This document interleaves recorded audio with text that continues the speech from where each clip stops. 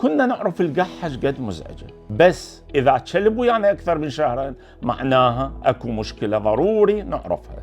اكو 3 اسباب تعتبر الاكثر شيوعا تكون مسببة لهاي القحة. اولا استرجاع المرء اللي هو الجالي، هواية ناس تعاني من عنده صمام بنهاية المرء، هذا يصير بارتخاء، فالحامض من المعدة يصعد للمرء راح يصير التهاب وتظهر القحة. ثانيا جماعة الربو، يصير عنده تضيق بالقصبات وتظهر القحة. ثالثا من عندك جيوب، هنا راح تزداد افرازات المخاط وتنزل من الانف على البلعوم، وهنا راح تتهيج القحة. وطبعا اكو اسباب اخرى بعد للقحة نحكي عليها بوقتها، فلا تنسى تابعنا.